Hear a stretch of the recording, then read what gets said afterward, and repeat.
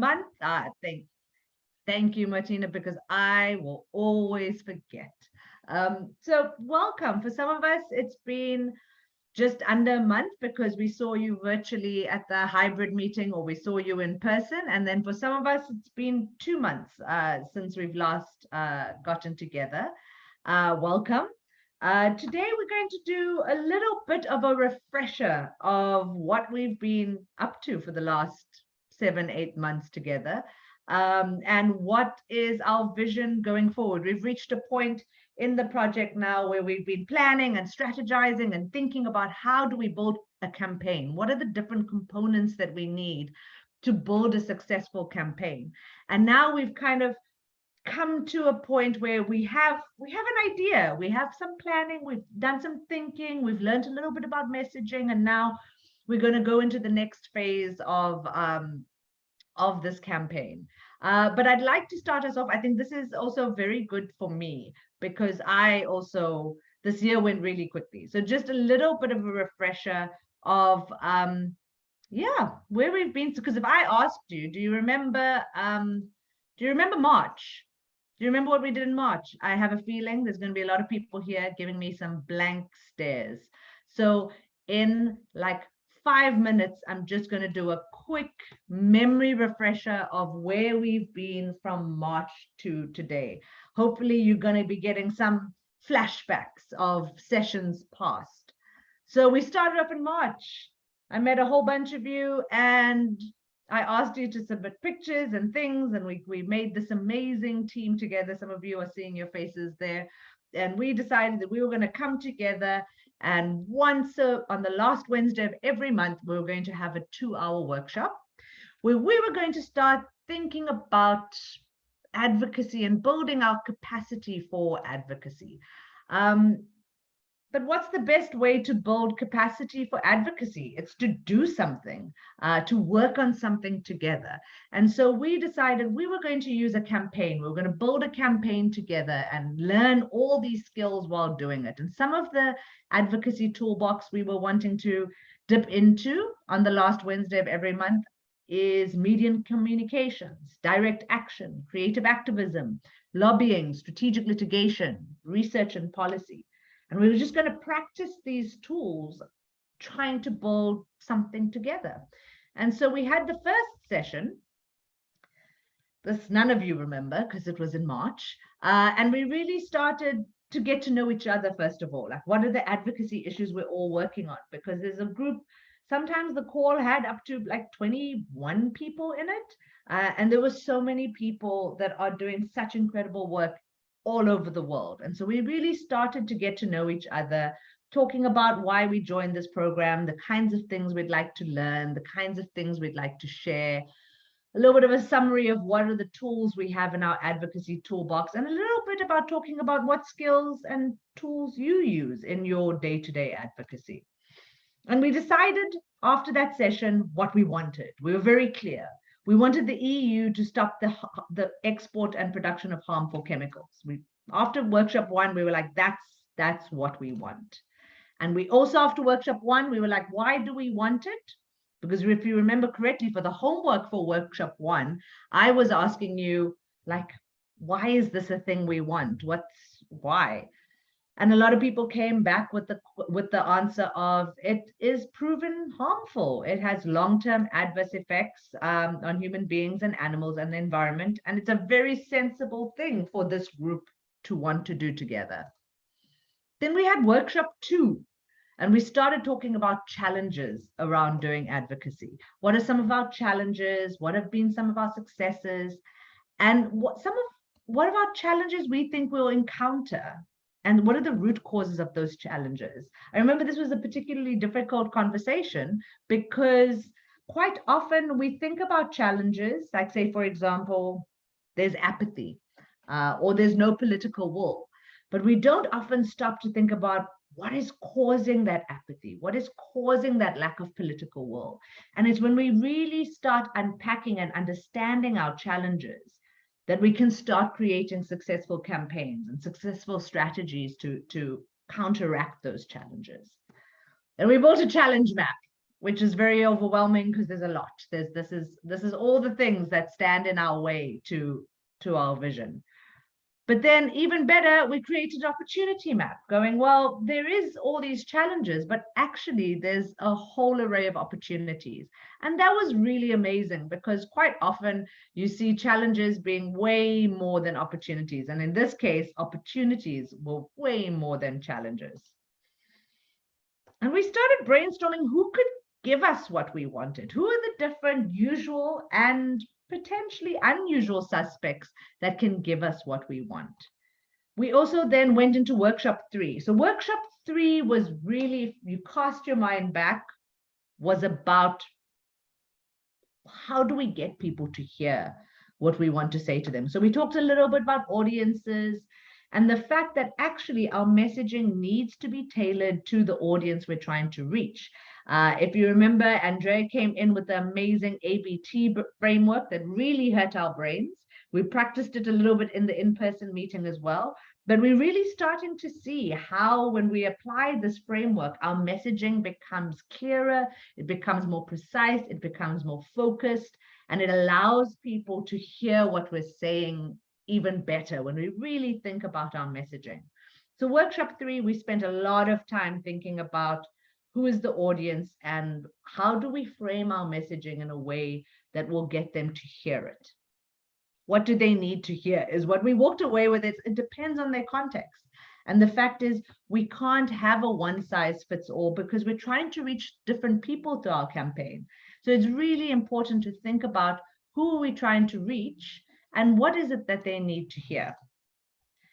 Then we went into workshop 4 and we had Laurent talking to us about the amazing EU campaign that he worked with Public Eye on and really started to give us a picture of what work is currently being done, because we started now widening up our idea of the problem, of some of the challenges, and we know work is being done. And this session was really about unpacking what work is currently being done and where are the potential gaps, what would be useful for us to cover in our spaces.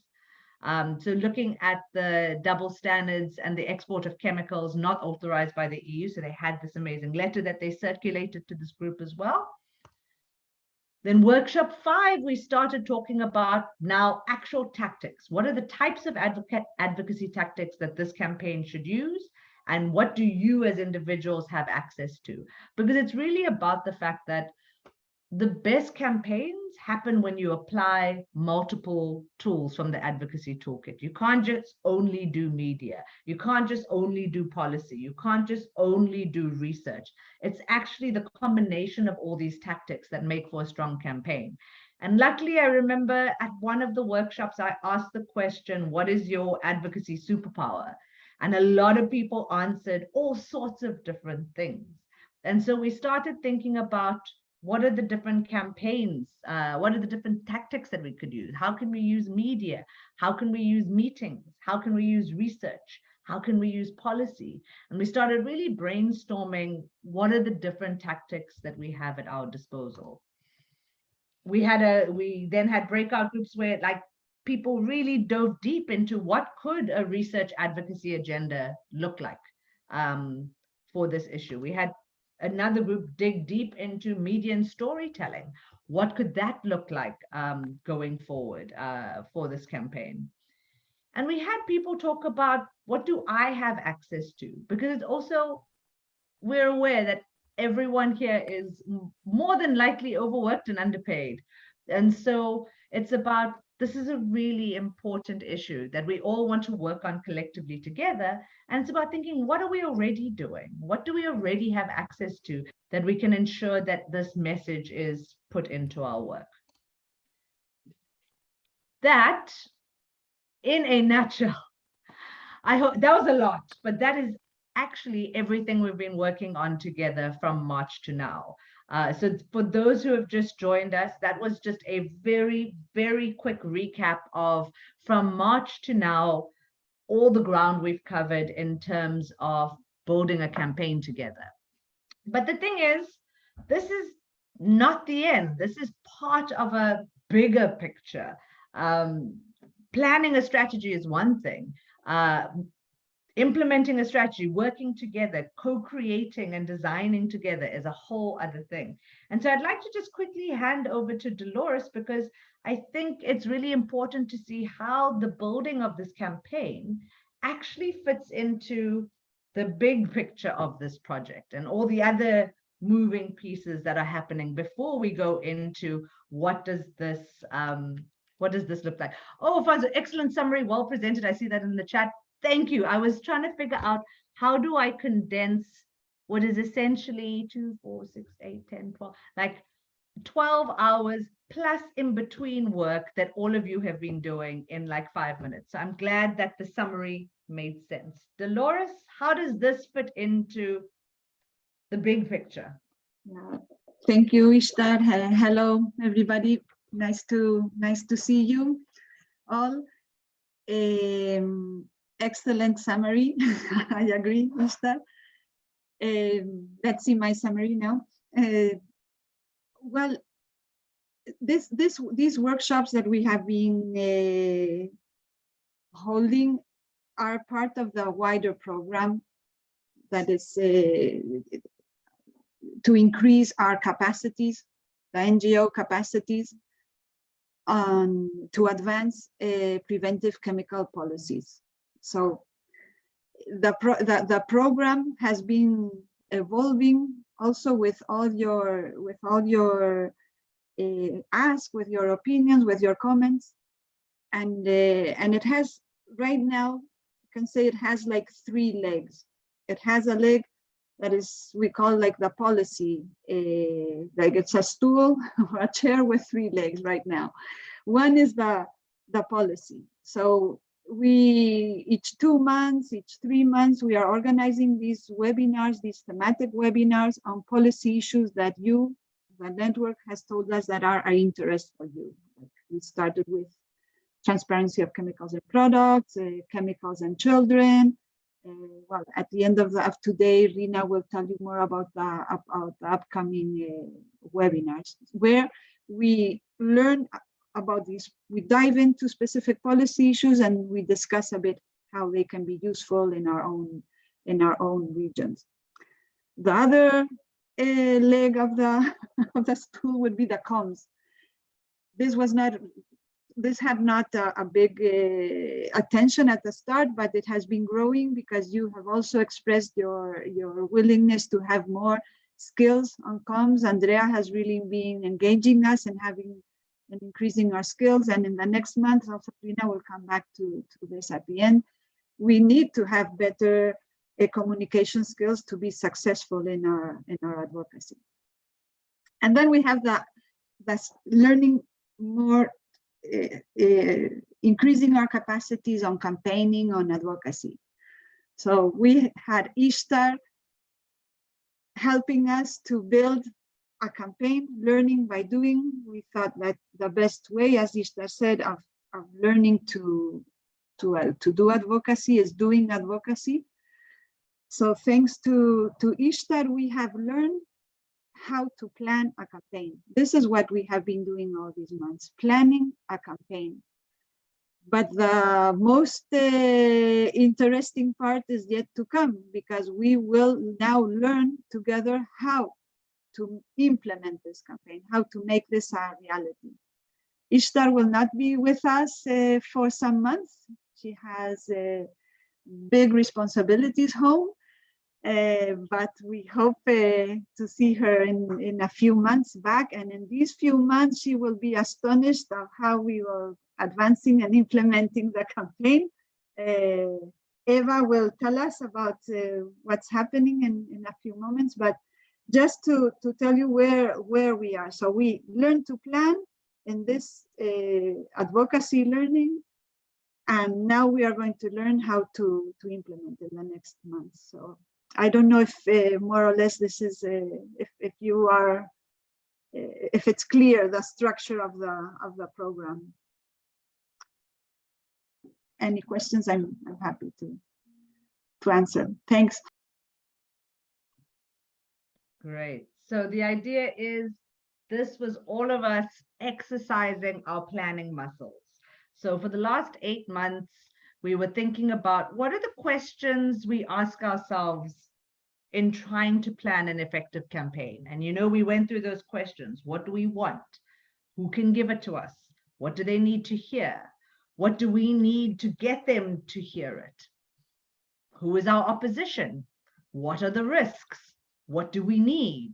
So we started asking and answering all those questions. And so what I have done is I've taken all of your inputs over the last 8 months and tried to condense it into a document so that we have the beginnings of a strategy. Because I find the best way to learn is by doing. So we did answer all these questions, we did all these exercises, we came up with messages, it was all over the show, but now we need to filter it back in and focus it. And so I shared with you all a strategy that was part of the homework, which I know some of you have done and some of you haven't done. In the chat. So before we go on, because what we're going to do is we're going to start making that transition from what does this look like on paper and what does this look like out there in the real world. And in order to start making that transition, we all need to be on the same page. So I'm going to ask, I know I had sent this out earlier and I had asked very nicely if you could read it. I know a lot of you didn't have the chance because life is full and life is crazy. So I'm going to give you an opportunity now, 5 minutes, for everyone to click on that link and just have a read. For those of you who have already done it, if we were in real life, I would have given you chocolates. We would have a prize of some sort. But you can relax for the next 5 minutes, go chill, go outside, don't check your emails, or reread the strategy if you want, because you want to refresh your brain. Oh, Francois, you say the nicest things in chat. But I'm going to leave you alone for 5 minutes to just have a read through of the strategy, because after that, we're going to be going into small groups to start thinking about what could it look like to co-create some activities together? Because this is what it's all about. It's about a group with a diverse range of skills from all around the world, thinking through what this kind of global campaign could look like. So I'm going to leave you alone for 5 minutes and feel free to read. I will see you in 5 minutes.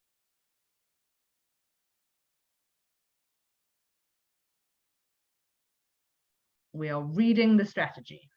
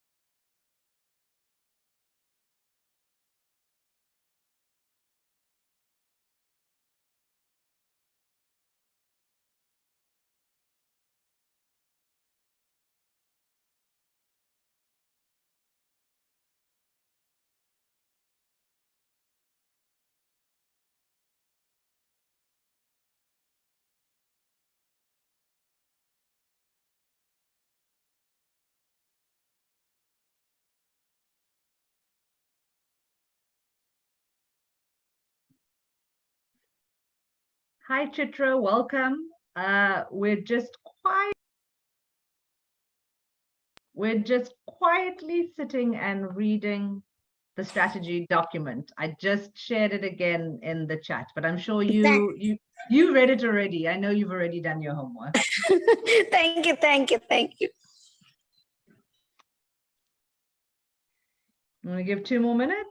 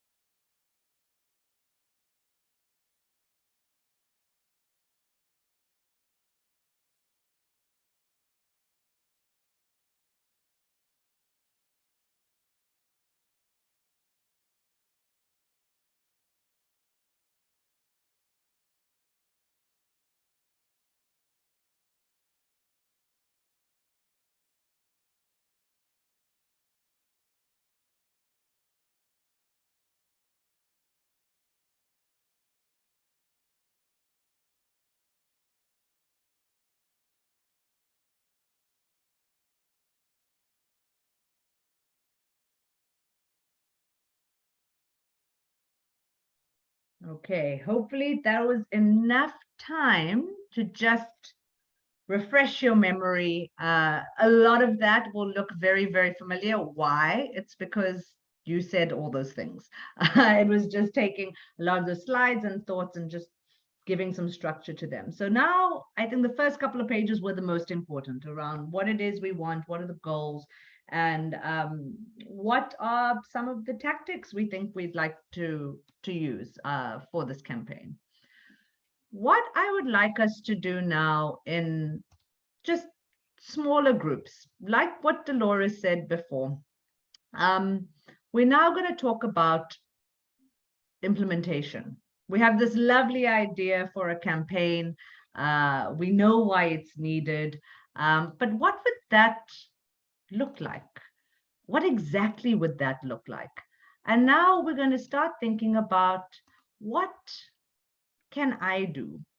What is the activity? So I'm going to break you up into small groups, and we're going to have about 15 minutes to think about what could this campaign look like if it were out there in the world living its life. I'd want you as a group to think about brainstorm an activity. What is an activity that you could do as a group potentially? And who would you be targeting? How would that activity help achieve our goal? So we know that we really want the EU to stop exporting these hazardous chemicals. So at the back of our mind, when we think about, oh, we need to do this activity, we need to have a protest, a direct action, how is it going to actually help our goal? Or we say, oh, we could come together and we could have a social media campaign.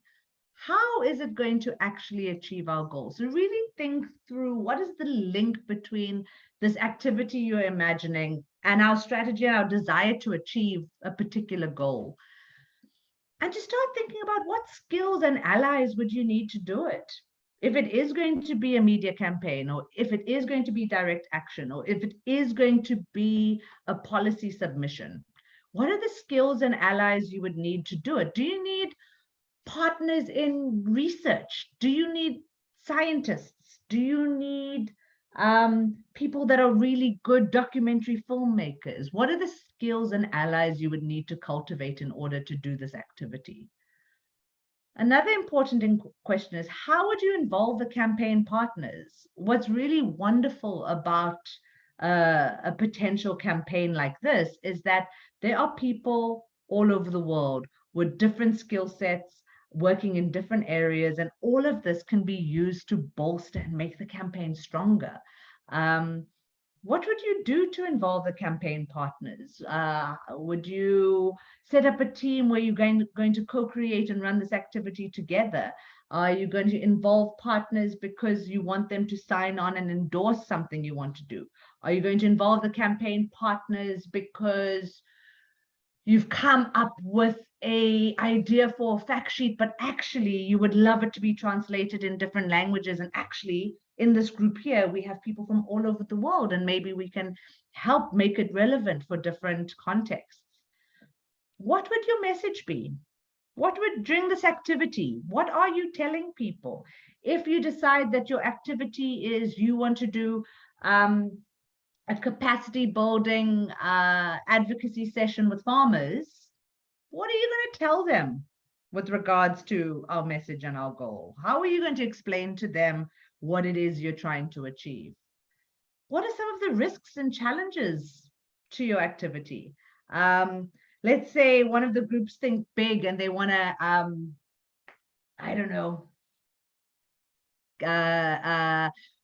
be able to stop one of these chemical plants from operating. They want to kind of cut all the electricity off to one of these plants. What are some of the risks involved in doing that?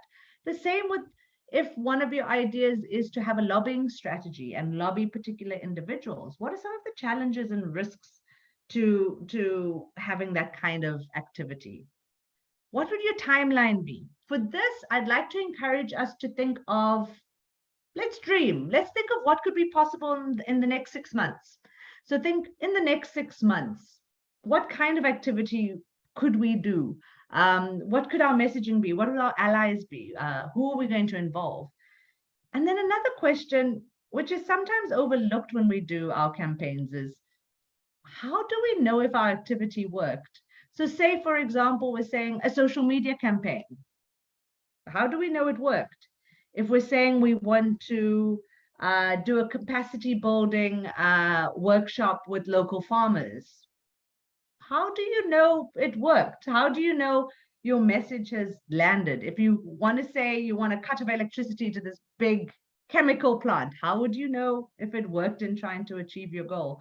This is often something we only think about afterwards, about what could be our indicators for success. So it's always important when we even start thinking about our activity and what our activity is trying to achieve, that we think about the very important question of how do you know it worked? So what we're going to do in small groups is we're going to start answering those questions. Don't worry, we're not going to come up with the world's most perfect activity in 15 minutes. But what Dolores said in the beginning, we're exercising that muscle. We're learning how to plan a campaign, and now we're going to start learning how to make that campaign a reality. And in order to do that, we need to really think through what could be successful activities. I would encourage you as a group as well to also think creatively.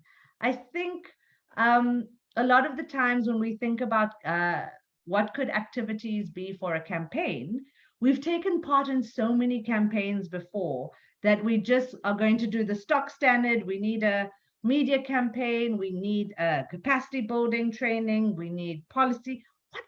What other things could we do? I don't know whether any of you remember that creative activism session we did, where I shared with you some really creative and different ways to go about doing a campaign. So apply your creative imagination. The possibilities are endless. But I'd like us to be in small groups for about 15 minutes to think about what could a possible activity be? What could it look like?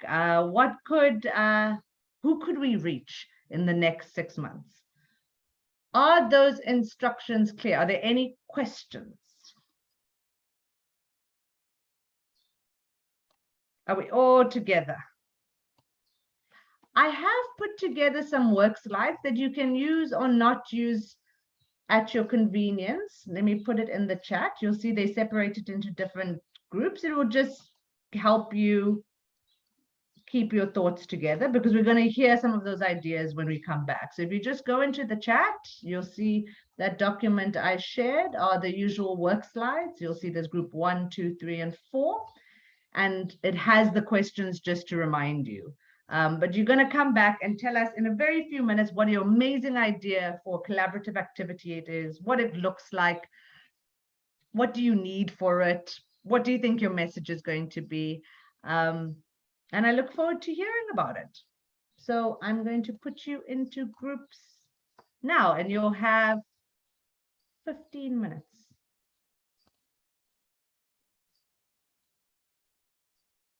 There we go. You should be invited to a group.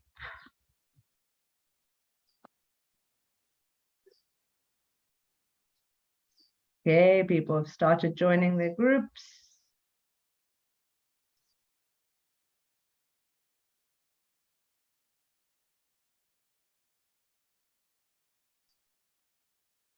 There we go.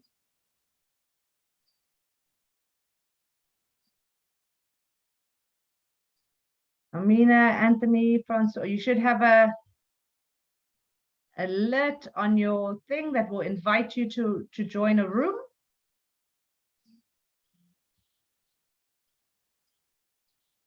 There we go, Anthony and Amina.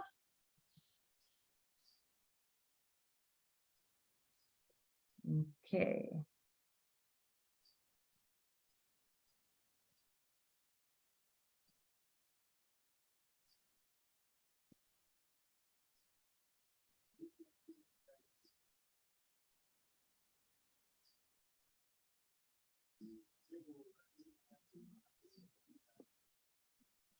If you're having any trouble, let me know.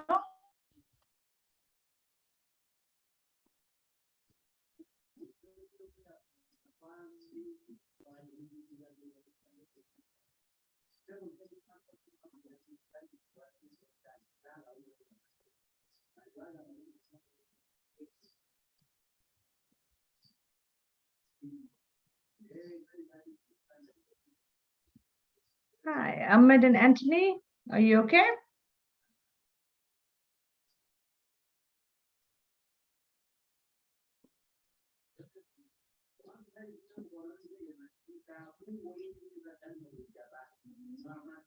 Oh, welcome back. Sure. Some of the groups moving at blistering pace, some not so much. That's fine. I just so you know, there is no intention that you are going to be planning a perfect activity in 15 minutes. That's not a thing. Part of this exercise was just a brainstorming exercise to think about what could these activities look like. And when we think about activities, especially in the realm of campaign, we need to think about it strategically. And these are just a few key questions that are always good to ask before instigating any kind of activity, to make sure that it's strategic, to make sure that it is aligned to what you want to achieve. I actually spent the whole of last week working with an environmental organization, the name of which shall not be named. And part of it was to come up with a campaign and do an action in 24 hours. And one of the goal of the campaign was around engaging young people in kind of green future jobs. So showing how fossil fuels are actually impacting the economy and employment, and actually sustainable jobs, green jobs are a thing for young people, especially in the context of South Africa with such high unemployment rate. And so we set a goal for this campaign, for this activity that they were going to do. And they were going to try and get in one day 200 people to write kind of these letter templates to our Minister of Energy. And so I was like, okay, cool, go, great, plan your activity. They're like, yeah, no, we're going to go into the town. We're going to engage people. We're going to get flyers. We're going to do a social media thing. And then they went out to look at the town, and then they saw an opportunity at a town hall where there's going to be lots of children. And so they're like, yeah, and then we're going to have games, and we're going to have in climate change games to engage the children, et cetera, et cetera, et cetera. And so they ended up having this really fun carnival, engaging children in activities around climate change through games. And I was like, super cool, engaged. Oh, they engaged over 200 children in 3 hours. It was amazing. But then I said, what was your goal again? Your goal was to get letters to the minister. How did that activity contribute to the goal? And they were like, oh, yeah, we'll see. It's not a problem. It's a learning curve. And so how would you have done that activity differently? And one of the things maybe could have been give the children something to take home to their parents so that their parents could write a letter to the minister, etc. But for me, that is something, is a trap that we often get caught in, where we get so quick about doing activities and doing social media posts and creating pamphlets and flyers and trying to call for meetings and engagements, that we sometimes lose sight of how is this directly or indirectly contributing to the goal? And if it is, how can we make that more effective? How can we think about messaging in a more focused way? How do we think about managing risk? How do we think about what are the other skill sets that we need to make this activity even more powerful? And so this exercise was just about starting to think about, when we plan activities, what are the types of questions we should be asking ourselves to make sure that it really falls in line with the vision and the goal for the campaign. So the question around how would you involve campaign partners? If you read in the strategy, one of the goals for this great campaign is not only about an external goal of getting the EU to ban these exports, but there's also an internal goal of creating a collaborative, empowered community that is activating this campaign. And so questions around how would you involve campaign partners are very, very pivotal, because it speaks to another campaign goal. So I would love to really, really, really quickly know what and share what people managed to come up with in 15 minutes, knowing that it is not perfect. It was never going to be, and that is okay. But in a few minutes, could group one tell us what was the idea that you guys came up with? That is Ahmed, Dr. Leslie, Eva, and Michael. Anyone from group one?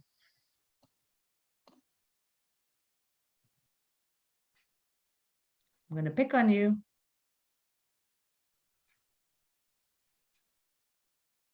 Ahmed, Dr. Oh, there we go. Who's unmuted? Sorry, I got logged off severally from the group, but I think Eva would be able to recall. Our focus was looking at the questions around. I don't have the questions right on my screen now, but at least we got to question 2 before I got logged off. But I think Evra should be in a better position to relay back the information. But we're looking at the content precisely. We're looking at also what the letter should contain, the context, the reasons, examples, and our clear demand. That's going to be the focus of the letter. And some of us made clear additions to where we are. When we are making some examples, we should give very clear, like 2 to 3 cases of double standard, mentioning countries where double standard has been has been made possible. That will be much more striking. So that and the other question was where, what will be the main? I think Evra will be in a better position. Okay. I will add on after Evra if she's able to come up. Yeah. Yeah. Eva, in 1 minute, can you tell us what is the idea of the activity that your group thought of? Okay, I think Leslie was doing an excellent work explaining it. The idea is what we discussed in Bucharest of sending a letter to the European Commission. Can be a letter, joint statement. So we work on these main points. So with the content, the importance of the examples, as Leslie just indicated, that would be first worked by the steering committee of volunteers that was decided in Bucharest, then sent to the rest of the group for comments, and then for co-signing, it can be sent to other stakeholders as well. we need examples to illustrate the situation. The content will be decided collectively, even if we have some key points. The challenges are not getting the members involved and going against industries that will say that these chemicals are not dangerous. And the timeline, we have to decide collectively.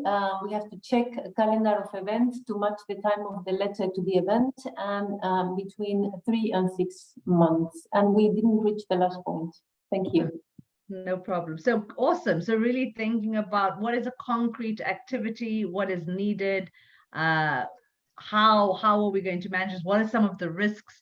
Because risks, I think the risk assessment is always something we don't do enough. And I really think it's important to do an assessment of risk in advocacy, not to not do the activity, but to figure out what are the mitigating things we can put in place. So for example, this group really thought about going against industries that will say these chemicals are not dangerous. So if you've thought about that already, it means that you could prepare some arguments for showing how it is. And so when those industries come up against you, you already have responses where you already proactively thinking about what is some of the opposition going to be to your letter and how do you mitigate it as early as possible with kind of very clear, thought through, kind of research-based responses. Awesome.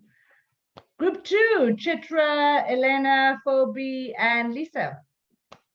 What did you come up with? Lisa or Elena, could you have a go? Okay, if you want. So we choose the same activity. So write a joint statement on the export ban to the EU Commission. Then, so for the second question, the goal is so the decision makers can help us to move in the right direction. I think this will be really useful. And then the skills and allies. So probably the scientists and NGOs, more the scientists would be really great allies, we think, and a strong statement. We need absolutely communication and writing skills, and also add decision maker in this process for sure. Sorry, I just lost my page there. Okay, and then so we wanted to involve some partners. So with online meetings, I think this is really appropriate because we are all over the place, all over the world. So it will be really easier that way. And also to getting help on national level with a public statement. I think this could be a strong add to the campaign. The message, so double standard, effect in developing countries and benefits of the ban. And then the risk, of course, the chemical companies, but probably maybe the EU Commission won't hurt us, and also to find the right data to make the statement. About the timeline, before the proposal comes out, and if it works, it will be, of course, so a complete ban on the chemical. Let's hope, let's think big. Awesome.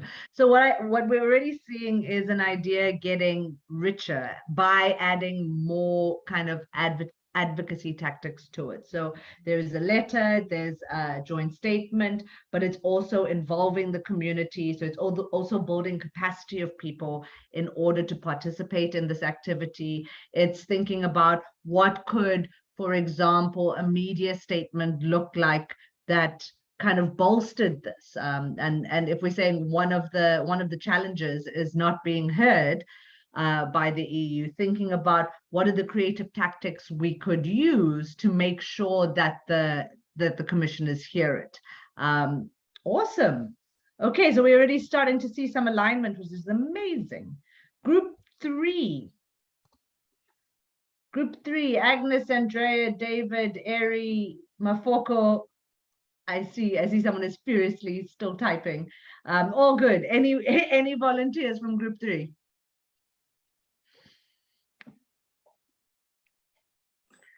I'll go. So our activity is, I'm guessing that we needed to articulate that it's a media and communications kind of strategy, but the main point is to influence policy by raising farmers' awareness at a national level of the toxic effect of pesticides, right, on their health. I think that's the, I don't know whether that's the actual activity or that's the goal, but I'm guessing what we were thinking was around having a media and communication strategy to kind of fulfill this awareness raising activity. Like my team needs to kind of come in there. But anyway, so how will it help achieve our goal? We are hoping that raising awareness will then reduce the farmers' demand of these harmful pesticides, and then they will thereby request alternative products, and put pressure on the market, and also become ambassadors of safe agricultural practices. So these are the goals that we're hoping that the awareness raising will achieve.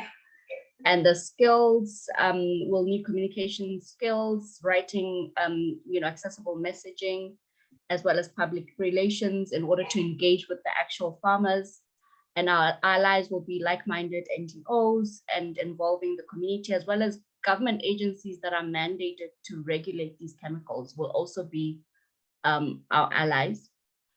And how would you involve campaign partners? We'd be creating messaging and materials for the campaign in order to disseminate to our different partners, and really media pitches, right? Facilitating public discussions that involve the various partners that we've identified.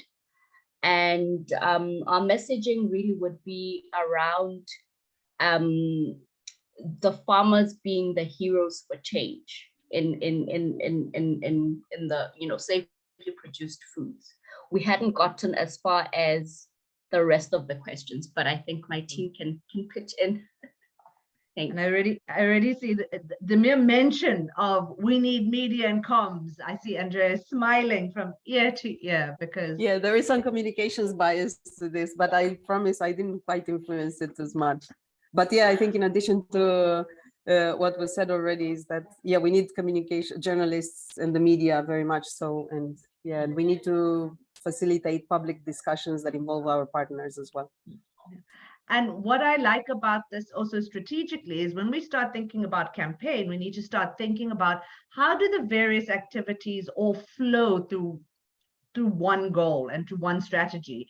And so we're talking about an export ban, and this tactic is also talking about how to stop demand. So so other strategies are talking about how do we stop the production and the export, and this is about how do we create champions to say, actually, we don't want this. So I like that we're thinking about approaching a campaign from various angles, because actually the most richest, because I'm reminded of a legislative campaign that we're doing here in South Africa, where in order to change a law, there's various ways that you can change a law. There's a constitutional court challenge, there's high court, there's parliament, and quite often people pick one and just go down that road. But the problem is sometimes you get real obstacles. So for example, if you're going the parliament route, in an election year, nothing is going to work. No matter how hard you hit at that door, it's not going to work.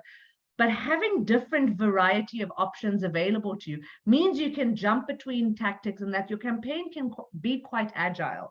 So it's about creating focus that at the same time has agility, so that if there's a group really working on getting the commissioner's attention to get them to kind of ban this at that level, and there's a group really working at the grassroots level of people who are using these chemicals and using these pesticides to make them into real advocates and ambassadors, you can see how powerful that campaign could come together. So I really like this idea of how do we create ambassadors to say, no, we don't actually want these products. And working at different levels as well. Cool. And the final group we have, I know there were lots of troubles with internet and people jumping on and off and things, but we have Amina, Rina, and Francoise. What did you come up with? Unfortunately, not that much because we had really a lot of issues. So, I mean, unfortunately, couldn't be all the time with us, and it was impossible to listen to her views. So, apart from the first question that has been answered by both Françoise and Amina, so what is the activity and who is your audience? Both of them said that they will carry out the work that is already ongoing, which is good because it goes into something that is already existing. Both of them will work with communities, agricultural communities, and François said that she will see it as workshop, organizing workshop with the civil society to inform them about this issue of the double standard. And both of them already got a network. So how will it help achieve the goal? Well, it's sharing information and spreading knowledge among the people participating. About the skills and the allies, apparently the allies are already there. There is a good network that could be involved in the campaign. The idea is to share the goal of the campaign, and the skills needed could be communicating skills. So create a communication strategy to hold all the partners together and make it stronger. And of course, the message will be we don't want anymore these kind of chemicals to come into our country. And unfortunately, we just stopped there because it has been impossible to go ahead. But what is good is that in both countries, in Cameroon and Nigeria, there is already a network that could be involved, that there is the will to involve and talk about danger of chemicals, talking about food security and health, environmental and human health, and to put together everybody to get a strong message to go ahead with the campaign. Amazing. But I mean, what your group did was amazing, and especially highlighting the fact that what do we already have in place? Because if we thought, okay, for this campaign, you know what we need? We need a network that is focused on this goal. It's going to take a long time to start from scratch and to try and get members and then figure out a TOR, etc. When we can actually think about, okay, what is our vision and mission? What is our messaging? And how can we put that into networks that already exist? How can we use our current networks to spread this information and message? Because then all is needed is some content.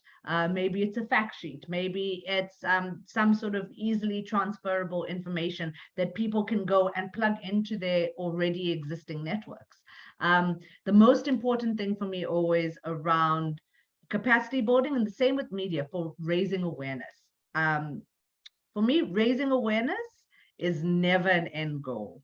So I'll say that again. It is never enough to raise awareness. Raise awareness for what? So why? So people know it's bad for them. If it doesn't lead to some sort of change, then what's the point of being aware? I always use the example that I used to smoke for a very long time. Was I aware that it was bad for me? Yes, my awareness was raised. I read the research. I read the policies. I saw the pictures. Did that change my behavior? No. It took something else. It took something a little bit more to change my behavior. And so for me, when we talk about raising awareness, we must always keep that in mind. To what end?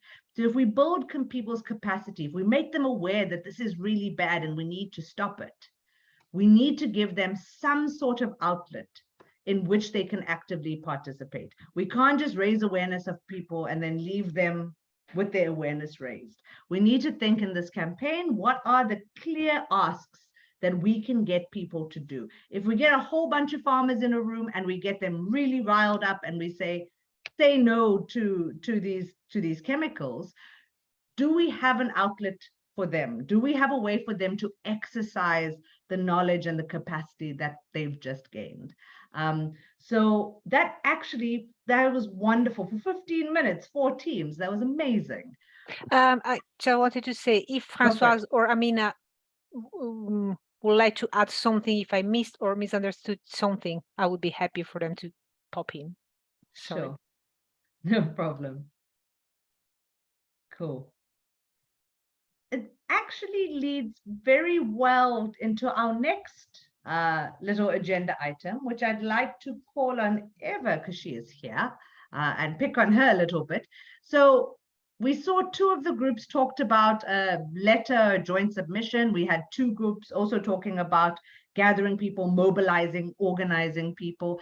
And one of the things that did come out of the Bucharest meeting is this: let's plan an activity together. Let's think about what we can do as a group that is easy, accessible. If a bunch of us just come together and work together and figure out something, we can do something quick and easy. And this group is a group that came out of the Bucharest meeting to say, hey, we could actually work together to get something done. And I know there's been some progress on it. Eva, would you want to tell us just quickly what's been going on? Yeah, thank you. So I will speak on one part, and Ahmed will continue on the second part. And Rico was supposed to be here to speak as well, but unfortunately we cannot have him with us today. So for a recap, during Bucharest, it was decided to do this document, open letter format to be decided, to the European Commission and to start working on it. So it was decided that there would be a steering committee that would lead on the work. And this committee is made up from Françoise, Michael, Leslie, Ahmed, Rico, Maj, Ram, and I. So we started to work. We tried to start to work on the letter, on the draft. The idea being that the steering committee prepares the draft, submits it to the rest of the group for comments and finalizing, and then be circulated for co-signing. And we found out that one of the main issues, or the important issues that had to be worked out, was how to work together because of internet connection problems, etc. So the first part about the content as an overall structure is very easy. So the context, the reasons for the ban, examples, as it was just said, they are very important.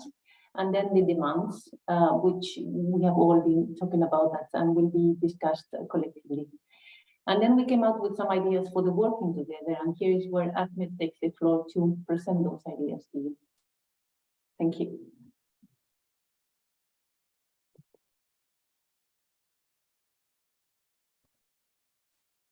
Is Ahmed here? I think he might have fallen off. Oh, no, there's he there, right there. Ahmed, are you with us? Yes, I'm there. There we go. Thank you. Okay. So the part I was supposed to actually present was to look at the mode of our work to ensure that everyone is able to participate in maximally. So some of the things one we look at is to work across regions, like have African region, have Asia, another region as it might apply, European region and the rest. So one of the things we were looking at is each of the group may need to look at what medium is going to be more suitable for them to work. I think this is very important. And some of the examples we already looked at is maybe WhatsApp group might be convenient for some, yeah. Like I'm thinking maybe for African group, maybe we could do a WhatsApp group, and also each of the groups should have maybe like should have about 2 co-coordinator. So those who are actually able to follow up on all of the engagement to ensure that everybody is able to bring in their very best, and of course to also ensure that the focus is continue to be maintained. So basically this is what we're at, but I think it's open to now for each of the group to discuss. Well, I think working in this region from this suggestion we look at will make it to be effective to work together. Then, of course, now the platforms can be decided within each of the region. Thank you. Awesome. So there's already work in progress around what could this campaign look like in real life. Some of the ideas that people had already starting to bubble into action, which is amazing. Eva, may I ask if, because there's quite a few people here that weren't in the meeting in Bucharest, if there are people here that are super excited about drafting this letter and they want to join the team on working on this, who should they contact?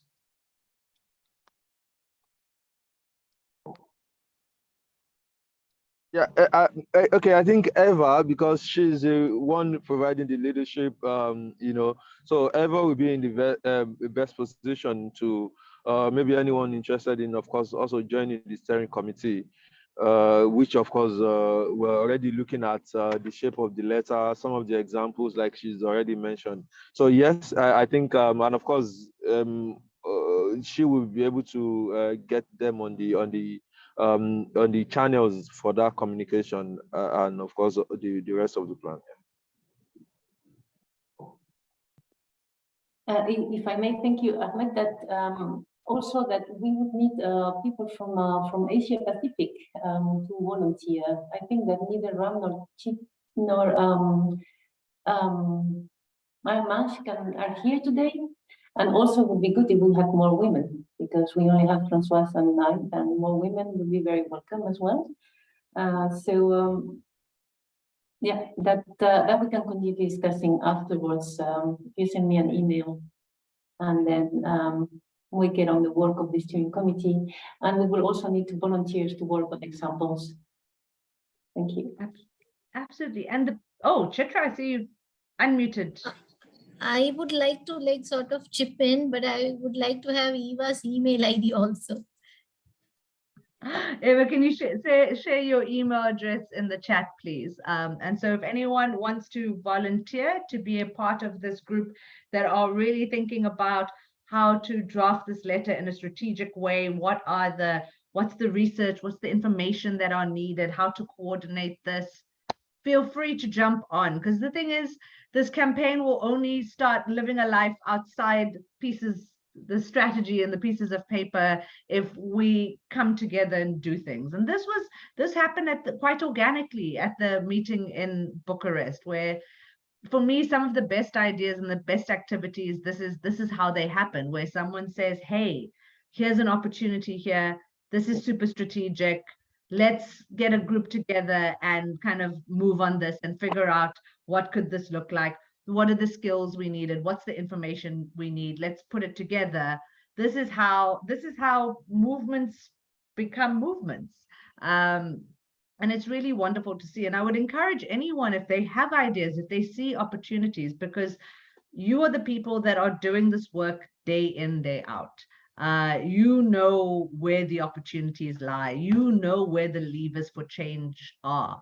And this is a great group of individuals that are really passionate about this work and are connected on teams. And I know we're going to hear a little bit about how we're going to collaborate and work together going in the future so that we can coordinate. Ahmed had an idea of looking at regionally, looking at WhatsApp groups, but figuring out what are the activities that we can do together and what are the things that are needed to coordinate that. So I think that's amazing. The advocacy letter writing group, we hope that the big group hears from you soon, as well as if anyone really feels passionately and wants to be a part of this, please email Eva. Also to encourage people that even if you haven't drafted one of these letters before, the best way to learn is by doing. Believe me, I know I had never written a funding proposal before, and I was like, oh, this is a skill I really should need to practice. It's going to be useful. I know it's going to be useful. And so then when I was young, I asked my manager at the time, who was writing our funding proposals, can I take a knock at it? Can I try and learn how to write a funding proposal? And it was by writing it that I became a magician at writing funding proposals. So I would encourage people, even if you haven't drafted a letter like this before, or don't know what it means to make joint statements, or Andrea is going to talk a lot about media and comms, develop a media strategy.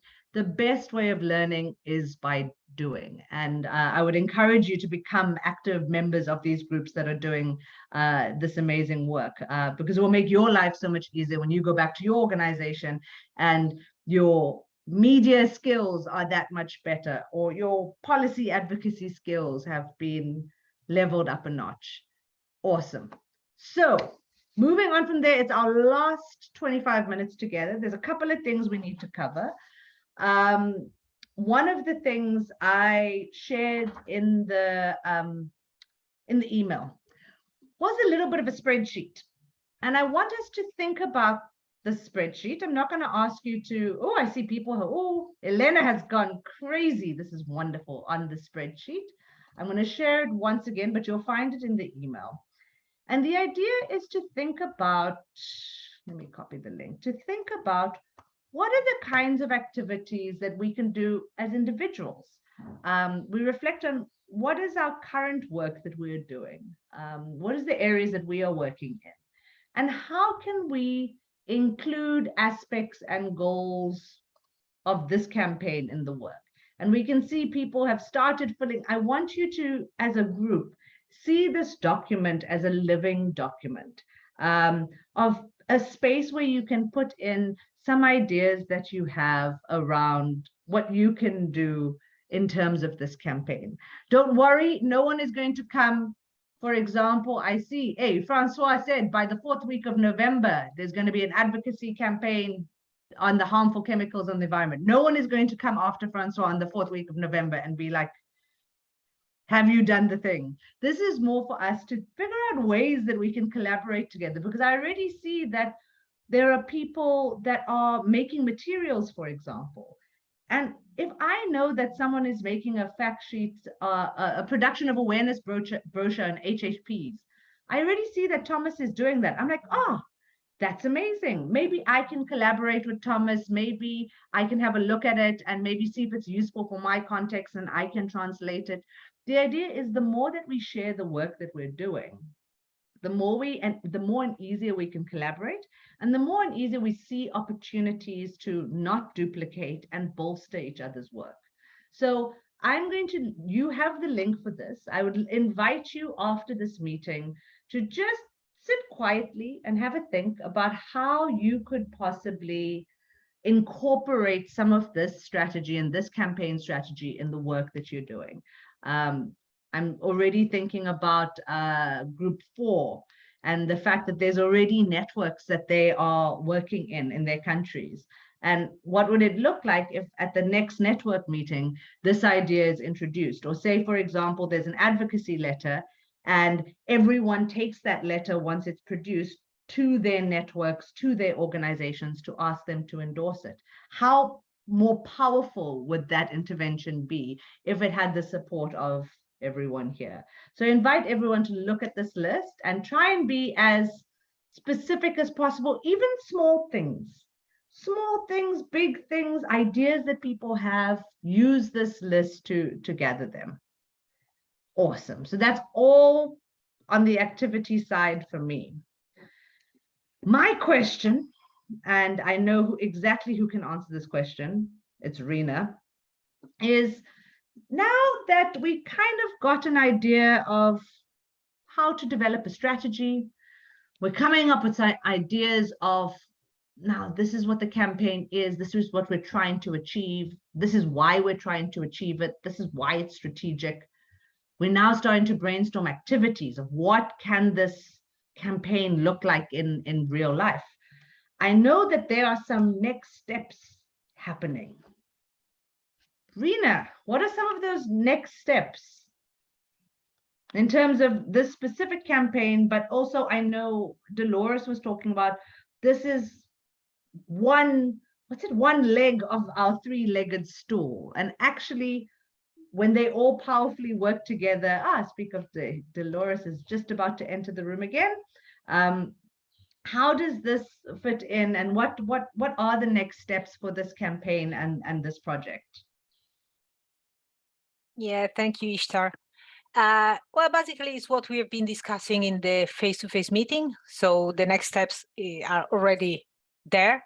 I would like to share my screen so we can see them together. Can you see it? Yes. Okay. I don't know if you can see the notes or not, but it's not important. We see next steps. Good. That's what we want to talk about indeed. So in Bucharest, we've been discussing about what will EEB do for the next steps and to move forward the campaign. So there were some tasks that were up to us. The first one was improve internal communication. Apparently it has been done because we start making available documents, recordings, presentation of webinar and workshop. So everything is already on a drive, and it can be reached easily. The resources are started to be collected and will be available and ready very soon. We wanted to create a way to work together, so choosing about among Google Docs or share working documents, and this has been put in place. So these were the first thing, creating the possibility for people to work together and giving tools to everybody to interact in a proactive way. Then we've been talking about how you can contribute, so how we can be a real network. So the first thing is give input in the Excel file, proposing what you can do locally and what could be of common use. So I didn't put the tick here, but you already started. So that's another very good news. Highlight which are your capacities, your superpower, which can help the possible campaign and the other participants. Somehow this is included in the spreadsheet because everybody can see what you're about to do and know who is doing and how, and it's possible to ask for help or to share capacities. Upload documents is something that will come in the future. So if you have something that can be useful for everybody, that you have used, that you think it's worth sharing and that it can help other participants, other members of the network all around the world, please upload. Upload it if it's of general interest and upload it in the right folder. That is important. Otherwise, it will be complicated to follow up everything. And then the three legs are first the advocacy capacity. So we told in Bucharest that Ishtar will draft a strategy based on our common work. There is a big tick. Well done, Ishtar. Create a shared Excel file with all the goals of the potential campaign, which we have been seeing, and this as well has been done. All these will be presented in the next workshop of September. Here we are. So it has been presented. So a lot of ticks about advocacy capacity. And then the second slide about advocacy capacity, we have been talking about stopping a double standard. So let's ask it together to the EU. A short shared petition could bring us together and give pressure to the EU. So Eva will coordinate a campaign to stop double standard. She will be a resource for you, but you'll need to be a resource for her. And this is ongoing. Eva already done a lot of work and interacting with members of the network. So this is the good news. And then among the next steps, there is building comms capacity. So what will come in the future is develop a communication strategy, create and publish the newsletter that will bring us together and share news that are relevant for all of us, and organize trainings on communication skills, press releases, social media, and narratives. And this is what will come later on, and it will be Andrea in charge of it. Her superpower is communication, so she will kindly share it with all of us. And finally, the policy capacities. So we will be organizing the webinars, 2 more for this year, which are one on gender and chemicals, which has been asked by you, and then a chemical strategy for sustainability. So we are in the process of organizing them and to find a good time for each one of them. And also we wanted to have a webinar with 3 countries sharing their experience, which is always really useful to see what all the people have done and to see if it's possible to pick ideas and to translate this project into our country and to make it common. And among the policy capacity, there will be the follow-up and a creation of a national stakeholder forum to push forward preventive chemicals policies in your country, which could be a strong presence in the country, which could push really strongly. And of course, share online resources and engage, which is the most important thing. So what to do in the short term, we have been already talking about it. It's the letter to ask to the EU to stop it, so a short share petition. And also we will do in the short term monthly workshop, webinars, compiling resources, and the online workshop. So this is what is waiting for us. And this is, yeah, these are the next steps. So I hope you are all excited and willing to go ahead. I can share also the presentation if needed. It will be in the shared resources, so nobody will forget what waits for us. Thanks, Ishtar. Awesome. Thanks, Rina. Any questions or clarifications or anything needed?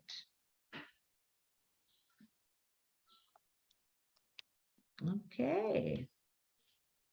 Seems like, oh, Andrea, please go ahead. Also, I know next month, I'm throwing the ball to you from advocacy and you're catching the ball with communications. Yes, that's right. Thank you. Just an addition, just a comment, or rather to flag the fact that we are preparing a media relations webinar is in the making, hopefully in October. And I know that some of you have already taken that survey we circulated earlier on, and you provided communications focal point, the contacts for the communications focal point. However, now we have talked a lot about communications, you have a better insight into the whole concept, and I just want to ask you to please send me the contacts for communications, for your communications network that you haven't provided yet or that you work with, and yes, ask them to join when I will announce it. Just keep in mind to bring them along, and also yourselves as well. Thank you. Wonderful, exciting, because I know a lot of the people, like in the last 8 weeks, a lot of the kind of skills gaps that we identified around capacity was around media and communications, was around how do we get our message out there? How do we make it clear? How do we make sure that people hear it? And so I think it's really an important part of any campaign. So that's awesome that there's already a plan to increase everyone's media and comms muscles. Dolores? Yes, just about the internal communication of the network, to remind people that we have the Teams channel that is working. We know many of you have difficulties, so we are now considering creating a WhatsApp group, but we are in the it's in the oven. It's still not ready, but just to let you know and remind you that we keep posting news and documents in this channel, and invite you to do it also. Meanwhile, thanks. Wonderful. And also use it as a space to share what is going on in your work as well. I see, Eva, there's a thing happening. That looks exciting. what is it? Thank you very much. So today at 7 European time, there is a debate with the president of the European Environmental Bureau, Johanna Sandal. I just put the link in the chat, and the debate is about pesticides. So there will be several speakers that will be heard. There will be the vice chair of the European Greens, Via Campesina, and a farmer that represents farmers that are ill because of exposure to chemical pesticides. And they will discuss about pesticides, and they will also discuss about the export ban. So you can watch it for free if you go to that page, and there is a yellow button that says watch here today at 7. So you're very welcome to watch the debate. Thank you. At 7 whose time? Central European time. There we go. I see, Francois, your hand is up.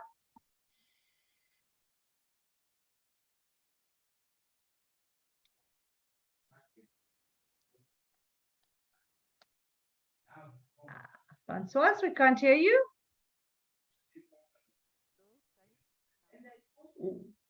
Oh, you're very, very soft. I can barely hear you.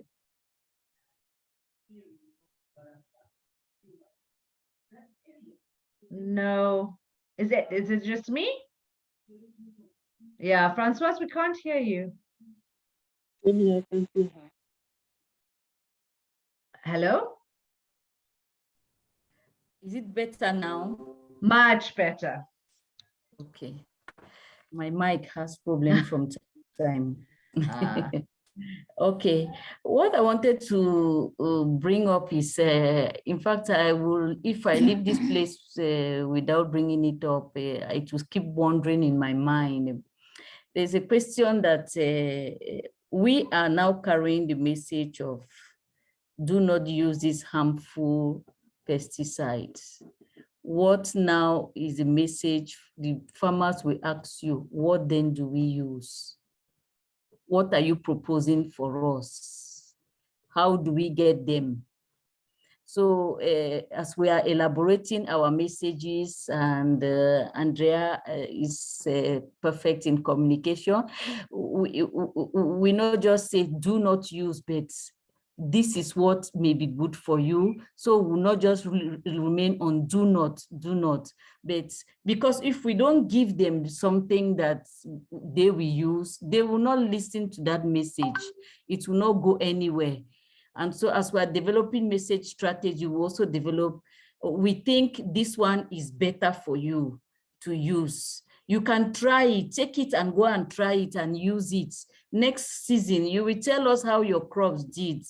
So you can use, so this is strategy, there's something we should be able to propose to them so that our message will be able to go through. Thank you. That's just what I wanted to bring up. Wonderful, and very important, because I think part of the strategy going forward is that we need to communicate this idea to different people. We need to communicate this idea to farmers. We need to communicate this idea to policymakers, to members of the community, to governments, to environmental ministers, and all of them, we will need to have an articulation of our message. And I know what came up in Bucharest a lot was around alternatives and around framing what those are and having that research on hand. And I think that's part of the advocacy of this campaign, is to identify this is some of the messaging we need to develop as a group. And I know that there are many people in this group who have research on the different alternatives and have information. I think that's why the idea of collaborating and uploading research, because I know everyone here works on different issues, I think is really, really important, because we know that the research exists out there. It's about how to make it as easy as possible for all of us to share and collaborate as easy as possible. Andrea?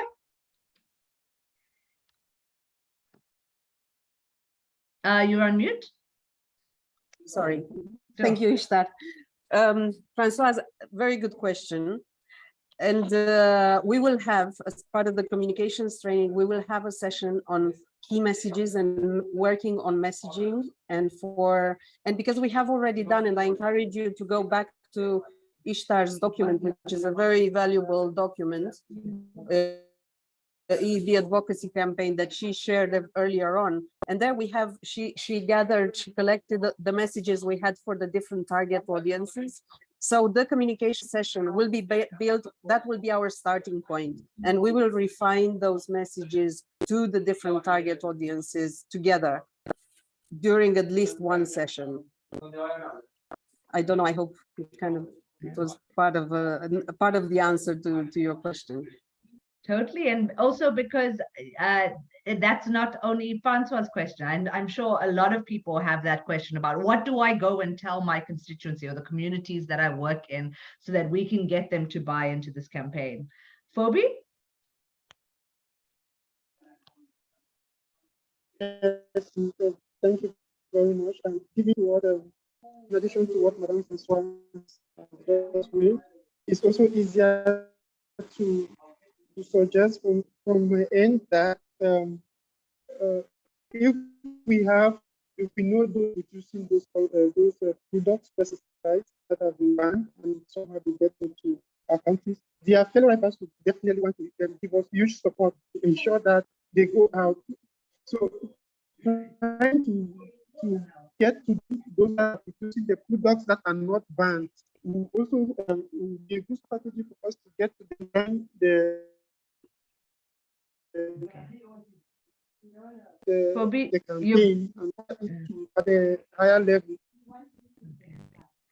Phoebe, can I just ask you to just quickly just write what you just said, because we heard some of the words, but not every single one of the words.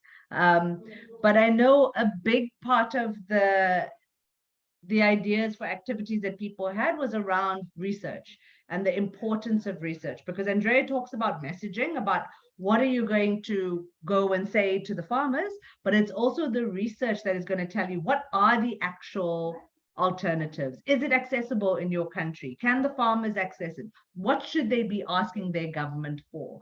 And I think that is part of messaging, but also part of research, because the best messaging comes when you've done your research and you know your facts.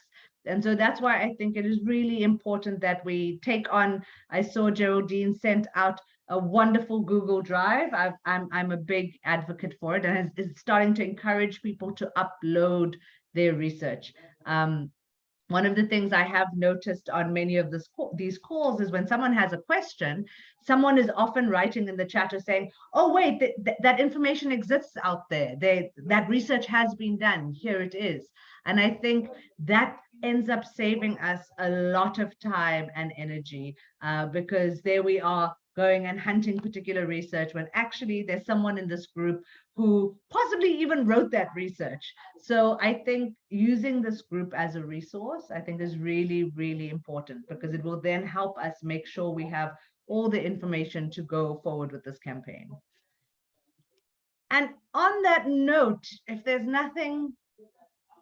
no burning issue, I see it's 1 minute to the end of the 2 hours. Thank you so much for your time, for joining us again. Unfortunately, I won't be joining Andrea's awesome comms next month. Chitra, your hand.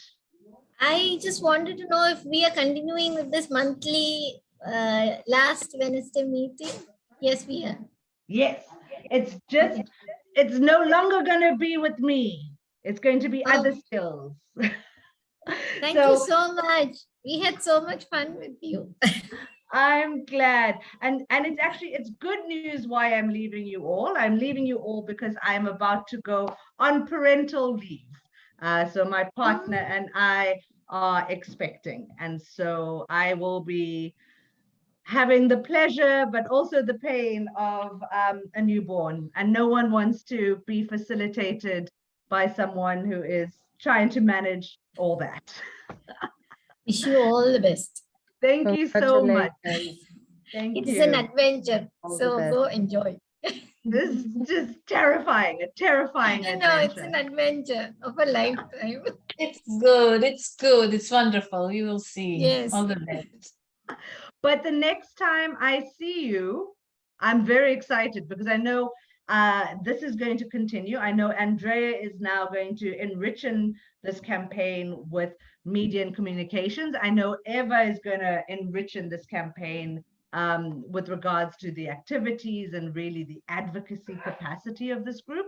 And so when I join you next time, I'm going to have a couple of month-year-old, and you all are going to tell me all the things that you've been doing for the last 3 or 4 months. So thank you so much. It's been an adventure. You're an amazing group of people. It's been so great to be able to hang out with you guys every month. Thank you. Thank you, Good. everyone. Thank you very much, Ishtar. Thank you. Thank you, Ishtar. Bye. Bye-bye. Bye-bye. Thank you. Bye. Thank you, we'll miss you. Thank you. Thank you. So much. Thank you. Thanks. Bye. Bye.